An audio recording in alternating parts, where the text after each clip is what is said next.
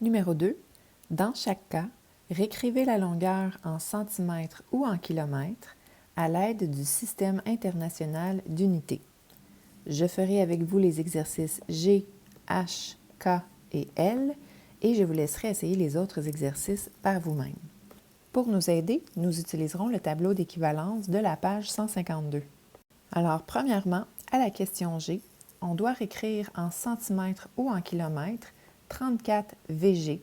Rappelons-nous que VG, c'est le symbole pour les verges, comme on peut voir ici dans le tableau d'équivalence. Donc, VG, c'est verge, et une verge, c'est équivalent à 91,44 cm. Donc ici, c'est l'option des centimètres qu'on va retenir. Premièrement, j'écris mon équivalence. Une verge, c'est égal à 91,44 cm. Ensuite, je multiplie la mesure à convertir par le facteur d'équivalence et j'obtiens 3108,96 cm. À la question H, on doit convertir en centimètres ou en kilomètres 0,1 MI.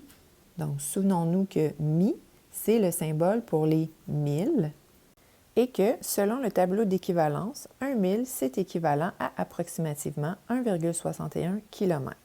C'est donc l'unité que l'on choisira ici. Premièrement, j'écris mon équivalence. 1000, c'est environ 1,61 km. Ensuite, je multiplie la mesure à convertir par le facteur d'équivalence et j'obtiens 0,161 km. Prochaine question, on doit convertir 4 PO, PO qui veut dire pouces, en centimètres ou en kilomètres. Selon le tableau d'équivalence, un pouce est égal à 2,54 cm. Alors la première étape, j'écrirai mon équivalence. Ensuite, je multiplierai la mesure à convertir par le facteur d'équivalence. 4 fois 2,54, ça donne 10,16. 10,16 quoi? Centimètres. Et finalement, à la question L, on doit convertir en centimètres ou en kilomètres la mesure 0,5 PI. PI, ça veut dire pied. Et selon le tableau d'équivalence, un pied, c'est la même chose que 30,48 cm. Alors, pour commencer, j'écrirai mon équivalence. Un pied est égal à 30,48 cm.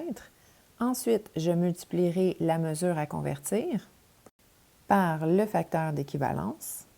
Et 0,5 fois 30,48, ça donne 15,24 cm.